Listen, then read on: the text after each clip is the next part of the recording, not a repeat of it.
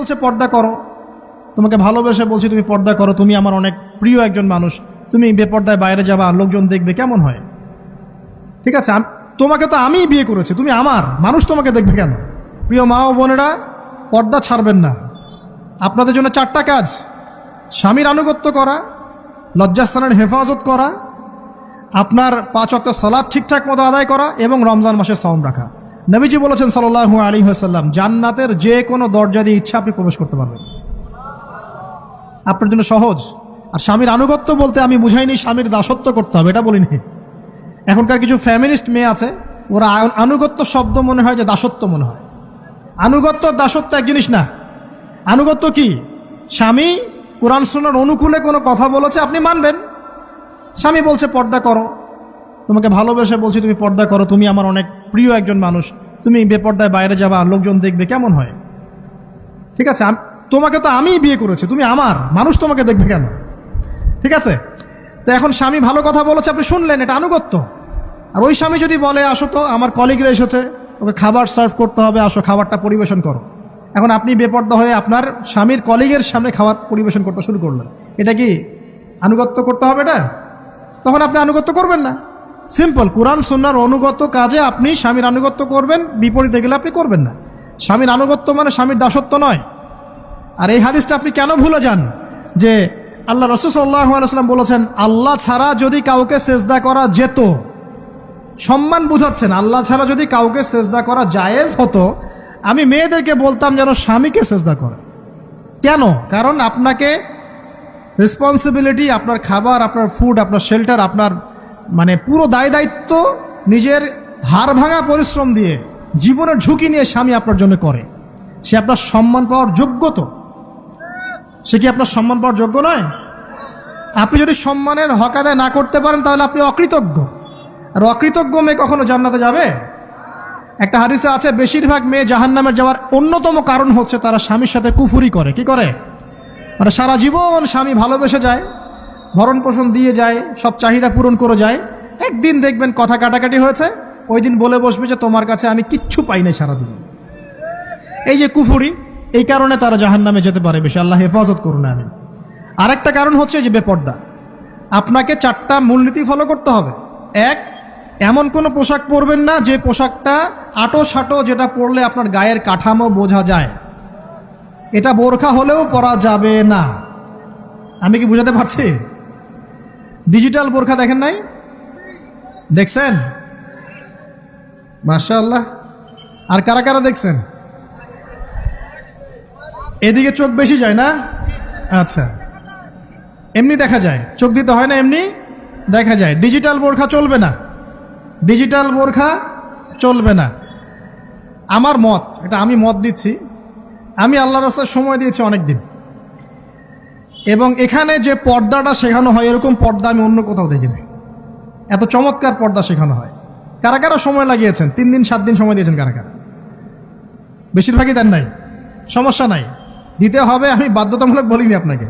বলেছি এখানে পর্দা শেখানো হয়, চমৎকার পর্দা শেখানো হয়, যে এখানে চোখটা পর্যন্ত তাদের ঢেকে রাখার তালিম দেওয়া হয়। যাই হোক, যেখানেই শেখেন, অ্যাটলিস্ট পর্দাটা শিখলেই হলো। এমন পোশাক হবে না যেই পোশাকটা আটো সাটো, যেটা পরে আপনার গায়ের কাঠামো বোঝা যায়। 2 নম্বরে, এমন পোশাক পরা যাবে না যেই পোশাকটা পরলে বাহির থেকে ভিতরের অঙ্গ দেখা যায়। দেখেছেন? দেখেন নাই? দেখছেন হুজুর? আচ্ছা, আপনারা তো সব দেখেন দেখি। তারপরে 3 নাম্বার, এমন পোশাক পরা যাবে না যেটা অমুসলিমদের সাথে সাদৃশ্য আছে। কথা বুঝতে পারছেন? অমুসলিমদের ধর্মীয় বিষয়ের সাথে সাদৃশ্য আছে এমন পোশাক মুসলিম মেয়েদের পরা যাবে না। এর মানে এই নয় যে অন্য ধর্মকে আপনি আক্রমণ করবেন, এটাও নয়। যে যার ধর্ম তাদের স্বাধীনতা মতো পালন করবে। মুসলিমরা বাধা দিবে? দিবে না। মুসলিমরা দাওয়াত দিতে পারে। কি করতে পারে? দাওয়াত দিতে পারে যে ভাই, যে লা ইলাহা ইল্লাল্লাহর কনসেপ্ট আপনাকে বুঝাচ্ছি, আল্লাহ ছাড়া কোনো মাবুদ নাই, মুহাম্মদ সাল্লাল্লাহু আলাইহি ওয়াসাল্লাম সর্বশেষ রাসূল, এই কোরআন পড়ুন, হাদিস পড়ুন, দেখুন এটাই হচ্ছে মানবতার মুক্তির সনদ। এরপর যদি সে ইসলাম কবুল করে আলহামদুলিল্লাহ, যদি না করে এর হিসাব কে দিবে? সে নিজে দিবে। এর হিসাব কি আমাকে দেওয়া লাগবে? দেওয়া লাগবে না। তো অমুসলিমদের সাথে সাদৃশ্য আছে এমন পোশাক চলবে না। আর 4 হচ্ছে, পুরুষরা মেয়েদের পোশাক পরতে পারবে না মেয়েরা পুরুষদের পোশাক পরতে পারবে না। জি, আপনাদেরকেই বলছি, আপনারা জিন্স পরতে পারবেন না, মেয়েদেরকে বলছি, এবং টি শার্ট পরতে পারবেন না। আপনারা ওই যে যা ইচ্ছা তাই ড্রেস পরে বলবেন যে হাজার বছরের সভ্যতা সংস্কৃতি, এসব বাজে কথা চলবে না এখানে। এটা হাজার বছরে কোনোদিনও আমাদের দাদা নানিরা এগুলা এগুলা কখনো পরে নাই। পড়ছে? আপনার দাদি কখনো এরকম পরছিল শাড়ি? তো এই যে বললো হাজার বছর থেকে পরে আসতেছে নাকি। সুবহানাল্লাহ। তো এখানে বিষয়টা হচ্ছে পুরুষ মেয়ের পোশাক পরতে পারবে না, মেয়ে পুরুষের পোশাক পরতে পারবে না। আমি খুব সংক্ষিপ্ত করে আপনাকে কোরআন সুন্নাহ থেকে 4টা মূলনীতি বলে দিলাম। এই 4টা মূলনীতি কোরআনেও আছে, হাদিসেও আছে।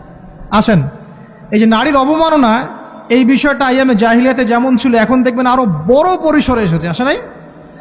এই যে ফ্যাশন শো, দেহের প্রদর্শনী, বিভিন্ন ফিল্মস দেখবেন, ফিল্ম ইন্ডাস্ট্রিজে দেখবেন, মিউজিকে দেখবেন, পর্নে দেখবেন, মেয়েদের দেহটাকে নিয়ে ব্যবসা করা হচ্ছে। আগে তো না হয় কন্যা সন্তান হলে জীবন্ত পুঁতে ফেলতো নাকি, এখন যদি গর্ভের বাচ্চা মেয়ে জানে, অনেকে আগেই মেরে ফেলায়। বোঝেন নাই মনে হয়? অনেকে যদি জানে যে গর্ভে মেয়ে সন্তান আছে, আগেই মেরে ফেলায়। এমন অনেক দেশ আছে, আমি নাম বলছি না দেশের সঙ্গত কারণে, যে সেই দেশে এরকম মেয়ে সন্তানকে এই যে খালাস করে ফেলার, নষ্ট করে ফেলার, ভ্রূণ নষ্ট করার আলাদা ক্লিনিক আছে, আলাদা হসপিটাল আছে। বলে নাউজুবিল্লাহ। তো আসলে ওই 1450 বছর আগের মানুষটা বেশি বর্বর ছিল না আমরা বেশি বর্বর?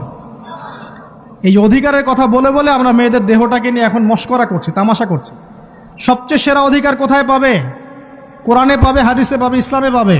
তার পর্দা নিশ্চিত হবে, দেহ সেফ থাকবে, তার ইজ্জত নিশ্চিত হবে, ইজ্জত সেফ থাকবে, তার সম্মান সেফ থাকবে, তাকে রাজরানীর মতো স্বামী বাসায় রাখবে, কারণ সে হচ্ছে তার কাছে সবচেয়ে মূল্যবান প্রিয় বস্তু।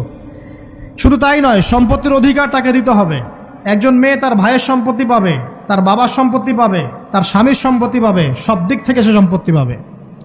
আর একজন ছেলে কিন্তু সব দিক থেকে সম্পত্তি পাবে না। এই বিষয়গুলো যখন এক শ্রেণীর মানুষ বোঝে না, তখন ইসলামের বিরুদ্ধে অহেতুক প্রোপাগান্ডা চালানো শুরু করে। সবচেয়ে সেরা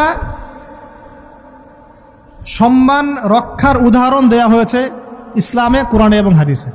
এই কথাটা আপনাদের মা বোনদেরকে বোঝাবেন, তবে নম্রতার সাথে বোঝাবেন, কারণ উচ্চবাচ্য করলে তারা কথা শুনবে না। আর আল্লাহ রাসূল সাল্লাল্লাহু আলাইহি ওয়াসাল্লাম বলেছেন, কিছুটা বাঁকা হাড় দিয়ে তাদেরকে তৈরি করা হয়েছে। যদি আপনি শক্ত করে চাপ দিতে যান তাহলে ভেঙে যাবে, আর যদি আপনি ওই অবস্থায় ছেড়ে দেন তাহলে বাঁকাই থেকে যাবে। এখানে আপনাকে হিকমা অবলম্বন করতে হবে। আল্লাহ পাক তৌফিক দান করুন। একটা বিষয় বলছিলাম, ওই যে শিরকের পাপ এখন গ্লোবালাইজেশন হয়েছে না, ওই সুদের পাপ এখন গ্লোবালাইজেশন হয়েছে না। গ্লোবালাইজেশন বোঝেন? মানে বিশ্বায়ন, পুরো বিশ্বে ছড়িয়ে পড়েছে না। আর একটা হচ্ছে এই যে মেয়েদের অবমাননা, এটা সারা বিশ্বে ছড়িয়ে পড়ে নাই। আচ্ছা, আর দুটা বলবো, এরপর বলে আমি শেষের দিকে যাচ্ছি। আসেন, একটা হচ্ছে মাদক। আইয়ামে জাহিলিয়াতের অন্যতম সেরা পাপ ছিল কি? মাদক। ওই যে বলছেন জাহিলি যুগ, কেন বলছেন জাহিলি যুগ? বিকজ ওইখানে মাদক খেত মানুষ বেশি। এখন বলেন, ওখানে না হয় মক্কায় মাদক খেত মানুষ, এখন সারা বিশ্বে মাদক ছড়িয়ে পড়ে নাই? বেশি না কম? এখন এই যে নতুন নতুন মাদক আসছে, ইয়াবা, আরও নাকি কি কি আসছে নতুন নতুন, আমরা নামও জানি না। এই যে গাজার নাম জানি, ফেন্সিডিলের নাম জানি, আর কি কি আছে, হিরোইন বলেন, আর দু একটা, আফিম, আর কি আছে? হ্যাঁ, রেন্ডি। সুবহানাল্লাহ, এই নামও কখনো শুনি নাই আমি। আচ্ছা শোনেন, বিষয়টা হচ্ছে, দেখুন, এই বিষয়টা কি হালাল না হারাম? আচ্ছা, এটাকে যদি আমরা হালাল করে নেই তাহলে কি হবে? কুফরি হবে না শিরক হবে? শিরক কুফর দুটোই হচ্ছে। কিন্তু এখন মক্কার কিছু মানুষ মাদক খেয়েছে বুঝলাম, আল্লাহ রাব্বুল আলামিন ধাপে ধাপে এখান থেকে বের করেছেন। প্রথমে বলেছেন মদ খেয়ে নামাজের ধার কাছে যেও না। হ্যাঁ, তারপরে বলেছেন এই যে মাদকে কিছুটা উপকার আছে কিন্তু বেশি ক্ষতি। তারপর বলেছেন খেয়ে নামাজের কাছে যেও না। তারপর ধাপে ধাপে শেষের দিকে এসে আল্লাহ পাক বলেছেন যে এটাকে ছেড়ে দাও। সূরা মাইদায় পড়ে দেখেন, এটা শয়তানের কাজ। তখন সাহাবায়ে কেরাম রাদিয়াল্লাহু আনহুম পুরোপুরি মাদক থেকে নিজেদেরকে মুক্ত করলেন। এরপরে কি কখনো তারা মাদক ছুঁয়েও দেখেছেন? বরং মাদক দ্রব্য সেবন করলে 40টা লাঠি বেত্রাঘাত করতে হয়, ইসলামিক শাস্তি। কয়টা লাঠি? আর উমর রাদিয়াল্লাহু আনহুর সময়ে 40 লাঠিকে বাড়িয়ে 80 লাঠি করা হয়েছিল। কত লাঠি? 80 লাঠি কিন্তু আরও একটা পাপের শাস্তি আছে, বলবো? অপবাদ, এখন যেটা বেশি দেওয়া হয়, অপবাদ, মিথ্যা অপবাদ, সতী সাদী নারীর উপরে মিথ্যা অপবাদ, এর শাস্তি হচ্ছে 80 লাঠি। আবার 100 লাঠির শাস্তি আছে, 100 লাঠি। এটা কিসের জানেন? জিনা, জিনা। এই যে যারা করছেন, এর শাস্তি হচ্ছে 100 লাঠি, তাও জনসমক্ষে দিতে হবে, গোপনে না। আর 1 বছরের জন্য এলাকা ছাড়া করতে হবে। রজম একটা শাস্তি আছে, রজম। এটা কি? রজম মানে পাথর নিক্ষেপ করে হত্যা। এটা তো বর্বর, তাই না? অমানবিক, মধ্যযুগীয়। এসব কথা শুনছেন না? শোনেন, কিছু কিছু বিষয় আছে যে বিষয়গুলো করার পরে এই পৃথিবীতে মানুষ বেঁচে থাকার অধিকারটা হারিয়ে ফেলে। কথা বুঝতে পারছেন না মনে হয়? কিছু কিছু পাপ আছে, এগুলো করলে পরে মানুষ এই পৃথিবীতে বেঁচে থাকার অধিকারটা হারায় ফেলে।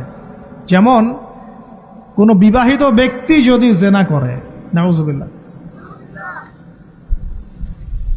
কোনো ছেলে যদি কোনো ছেলের সাথে যৌন সম্পর্ক করে, সমকামী করে, বা এটাকে যেটা গে মানে যেটা কি বলে, সমকামিতা, ঠিক আছে, এই কাজ যদি কেউ করে, নোংরা কাজ যদি কেউ করে, কোনো মেয়ে যদি কোনো মেয়ের সাথে এরকম কোনো কাজ করে, একই পাপ। এইসব পাপ করলে পরে এই পৃথিবীতে বেঁচে থাকার অধিকারটা সে হারিয়ে ফেলে। কথা কি বুঝতে পারছেন? আচ্ছা, তখন শাস্তি হচ্ছে আল্লাহ রাব্বুল আলামিন পাথর নিক্ষেপ করে হত্যা করতে বলেছেন। কারণ হচ্ছে সে এত গর্হিত একটা কাজ করেছে যেটা এই শাস্তি পাওয়ার সম্পূর্ণ যোগ্য। এবং কওমে লূত নামে যে কওম ছিল, ওই কওমটাকে আসমানে উঠিয়ে আল্লাহ পাক পাথর বর্ষণ করে এভাবেই শেষ করে দিয়েছে। জর্ডান একটা দেশ আছে না, জর্ডান, জর্ডানের পাশে ডেড সি নামে একটা জায়গা আছে, ডেড সি, মৃত সাগর। ওইখানে সাদুম নামে একটা গোত্র থাকতো। কোন গোত্র? সাদুম। ওই সাদুম গোত্র এরকম সমকামী ছিল। আল্লাহ রাব্বুল আলামিন লূত আলাইহিস সালামকে পাঠিয়েছিলেন, তারা হেদায়েতের বাণী শোনে নাই। আল্লাহ পাক ওদেরকে আসমানে উঠিয়ে পাথর নিক্ষেপ করে উল্টা দিকে দাফন করে দিয়েছেন। নাউজুবিল্লাহ।